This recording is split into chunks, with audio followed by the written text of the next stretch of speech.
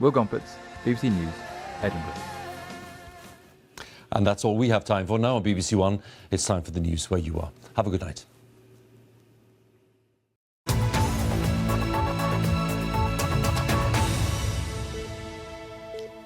Good evening. The former Children's Minister Mark MacDonald is facing a month-long suspension from Holyrood without pay after an investigation found that he sexually harassed a woman.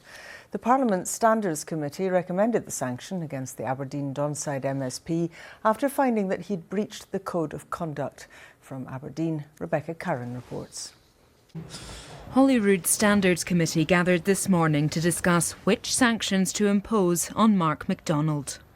They heard the former SNP MSP has been found guilty of sexual harassment following an investigation by Scotland's ethics watchdog. I propose that the committee will recommend in its report that the Parliament excludes Mark MacDonald from procedures of the Parliament for a period of 1 month, which will not overlap with the period of recess. Withdraws his salary for a period of 1 month to coincide with his exclusion from proceedings of the Parliament. Mark MacDonald resigned as Minister for Childcare last November after admitting sending an inappropriate text message. He doesn't think his actions constitute sexual harassment. I have regretted it from the moment it was brought to my attention, and I wish I could go back and unsend it, but I can't. Therefore, I have to deal with the consequences of my actions. I've sought to do that all along, both by apologising, by making clear my intentions to reflect on future conduct. James Dornan filed the complaint against his former colleague. Parts of it were not upheld. Mr MacDonald deserves everything he gets. I think he should be really considering his position, given he's just received the recommendation for the greatest sanction that the Parliament has ever given. This has been a long and drawn-out process, not least for Mark MacDonald's constituents here in Aberdeen Donside. So what do they think about today's development? I think he should be suspended for longer, to be quite honest. So tell me why. Well, I don't think sexual harassment's right in any form, whether it be against man or woman. So, I mean, if he has done it, then I think a month's not long enough. It's one of these things I personally think you made a mistake, and that's it. Everybody makes mistakes. You just get on with it, do you?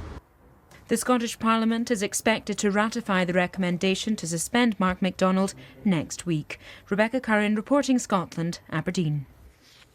A charity says the lives of vulnerable elderly people could be on the line because of a strike by council workers in Eastern Bartonshire. The strike over pay and conditions, due to continue tomorrow and next Monday and Tuesday, has caused serious disruption to local services. Age Scotland says it's concerned about the emergency arrangements for those who receive care in their own home. Meanwhile, all schools in the area were closed today, as were libraries.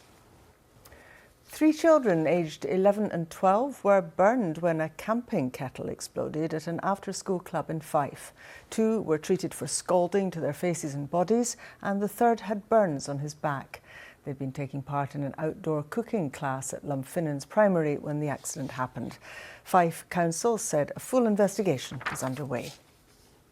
Building control officers in Glasgow have warned people to stay away from the site of the art school fire.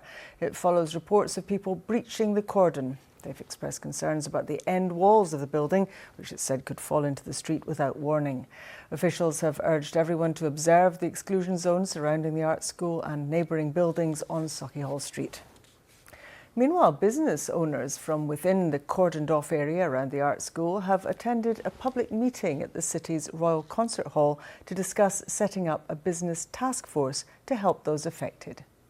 Almost everybody in the Sauchiehall Street group that we're in are small family businesses, and I think we're very, very upset at the thought of our businesses not being able to be in that location for the time being, and then thinking of our friends and neighbours, perhaps the business is not ever being open again. We don't know.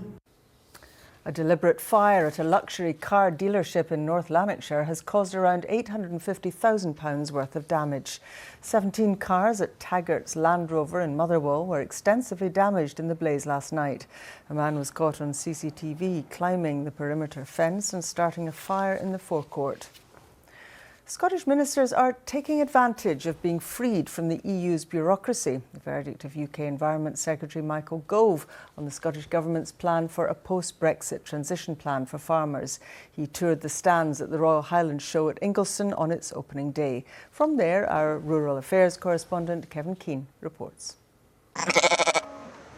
A prize specimen and a day for farmers to show off their best stock.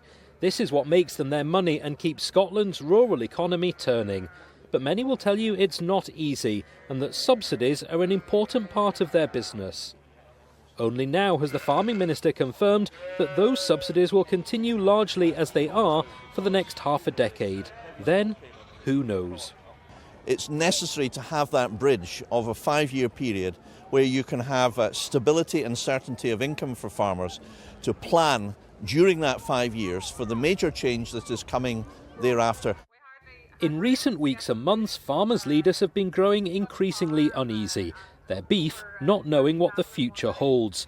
While continuing to support farmers financially, the plan talks about streamlining the system for claiming the money. For the UK Environment Secretary, a rare moment of praise for his counterpart, while claiming some of the credit himself. I think they're taking a leaf out of our book. I think they understand that life outside the European Union means that you can remove some bureaucracy from the lives of farmers, and that has to be a good thing. But it's not pleased everyone. Easy prey for environmentalists who feel this is purely a plan to help farmers, rather than protecting our natural assets. I think 5 years is kicking the can down the road and really ducking some of the key issues that we need to contend with now. We're seeing degradation of soils across many parts of Scotland, both in the uplands and the lowlands. We're seeing dramatic declines in biodiversity on lowland farms and again in the uplands. So we need to act now. There'll be a summer of grooming for the transition plan before it's finalised in the autumn, and ministers say they're already working on a framework for the longer term. Kevin Keane reporting Scotland at the Royal Highland Show. It's the 10th anniversary of the Scottish Government's Cashback for Communities scheme. The money is taken from criminals under the proceeds of crime legislation and reinvested in programmes from filmmaking to basketball. Elizabeth Quigley's been to see some of the projects making crime pay. Sidra Bakdash loves playing basketball here at Tynecastle High School in Edinburgh. Make more friends and will make me health, and when I go back to my another class I will be more smart. Let's go forward. Good, Melly, keep the It's a world away from her home in war-torn Syria. She arrived in Scotland in 2016. She spoke no English and knew no one. But now, thanks to basketball funded by Cashback for Communities, that's all changed. Because we've got like our little set group and we've made loads of new friends. Yeah, and we're playing more game. Sleep 33, take one. And it's all changed here too at Screen Education Scotland in the Pilton area of Edinburgh. We can go out to organisations across Edinburgh who are already working with young people, so that could be young people who are victims of crime or who are in alternative education. From 2008 to 2020, £92 million will be clawed back from criminals to help the very communities blighted by their crimes. We've added to the legislation to make new powers that allow us to seize assets more effectively, placing the onus on the criminals to explain how they've come about some of the assets as well, and that's helped to support us in being more successful in being able to seize these assets. And after a decade, more projects are now being included in a bid to make crime pay. Elizabeth Quigley, reporting Scotland. The former Rangers player Johnny Hubbard has died. The South African-born winger was 87. Hubbard, here on the left of the screen, played more than 200 games for the club in the 1950s. He was nicknamed the Penalty King because of his prowess from the spot. The first big exhibition devoted to Scottish pop music opens at the National Museum of Scotland tomorrow. Rip It Up includes more than 300 costumes, instruments, props and memorabilia. The Proclaimers, Lulu and Franz Ferdinand are among those featured. Our arts correspondent Pauline McLean reports.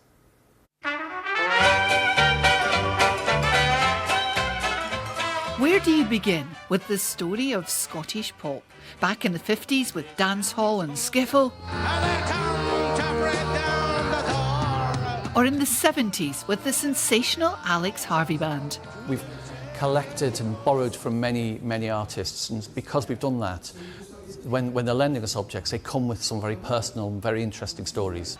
That distinctive stripy top with a hint of pink, not a rock and roll incident, but a more domestic disaster.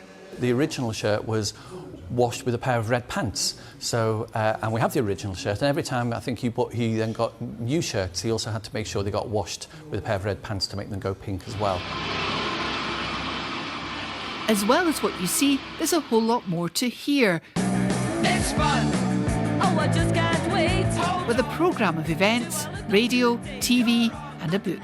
I think some people of certain generations might see pop music as being trivial, silly, a kind of sideline, but it's the soundtrack to everyone's lives. If there have been almost 7 decades of pop music, then that's most people on this planet have had pop music soundtracking their lives. I think it's our modern history. More than 300 artefacts are included, many lent by the artists themselves, who never dreamed they'd one day be seen in a museum. Someone said to me, one of the artists said to me, well, I really didn't think I was going to have to turn up in 40 years' time and lend things to a museum. If I'd known, I would have kept more.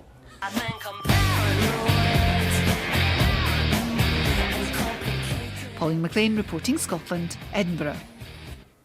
Let's see what the weather's up to now. Here's Christopher. Sally, thank you. Hello there, good evening to you. Well, this picture was taken at John O'Groats at Harper State this evening. Looks more like mid-afternoon rather than mid-evening, but of course, it's the longest day of the year. Now, tomorrow, high pressure with us, but around the top of that high, a couple of weather fronts bringing some thicker cloud and a few spots of rain. So a north-south split for our weather tomorrow. The further north you are, the cloudier it will be. 8 o'clock tomorrow morning, it's dry for the vast majority of us. Some early sunshine for central and southern Scotland, around 9 or 10 degrees on the thermometer. Come further north and some thicker cloud, but that cloud will thin and break through the course of the day, just more likely to have some cloudy conditions compared with elsewhere. And through Orkney and Shetland, some showery outbreaks of rain. Still a fair brisk breeze here for the Northern Isles, but elsewhere the wind's lighter than today. So in the sunshine, actually a fairly pleasant feel. And even where we have the cloud, as I say, it will thin and break. Now, across the UK as a whole, it's set fair. Plenty of sunshine in store and temperatures responding up to around 20 to 22 degrees in the southeast. Always a little bit cooler around some North Sea coast with that breeze coming in from the northwest. And for us by mid-afternoon, temperatures around about the mid to high teens. Again, the best of the sunshine will be for central and southern Scotland. That's where the highest temperatures will be. Further north, a little more cloud and something a touch cooler, and certainly cooler for Orkney and Shetland with that brisk breeze continuing. The rest of the afternoon into the evening, and it's dry and fine. And then that takes us to the weekend, and high pressure still with us. But once again, weather fronts just drifting around the north. So that's going to bring some thicker cloud for northern parts of Scotland with some heavy rain too. But really from the central lowlands down towards the Isle of Wight, it's dry, fine and increasingly warm. Temperatures in the mid-20s. For us, the mid, maybe high teens, but some cloudy wet weather for the far north. Come Sunday, any cloud restricted to Shetland, which means it's a sunny Sunday pretty much across the board. Temperatures on the rise, highs of 22. That's the forecast for now. Thanks very much, Chris. And that's Reporting Scotland from everyone on the Late team here in Glasgow. Good night.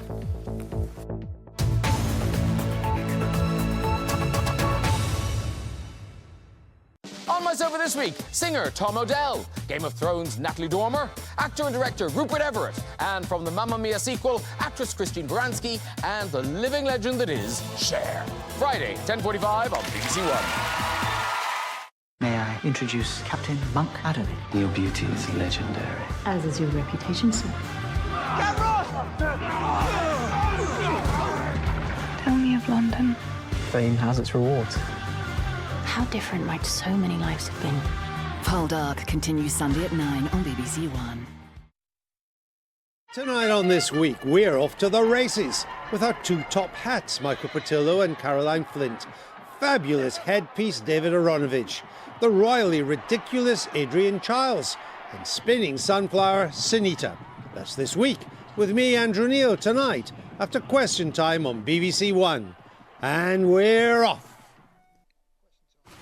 The expensively animated Question Time this week is at 5 to midnight after Question Time now on BBC One Scotland. Tonight we're in Birmingham and welcome to Question Time.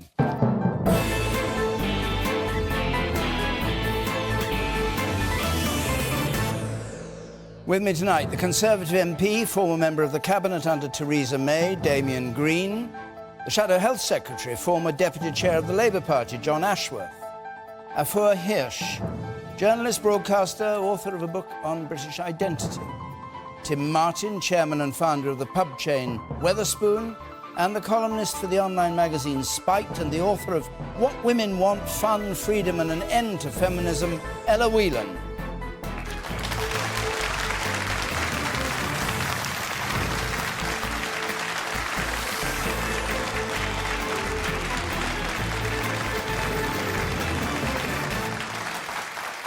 And as always, you can, of course, argue the toss at home. Use our hashtag BBCQT on social media. We've got a lot of questions here, so we'll get cracking with Tom Pottrell, please. If the so-called Brexit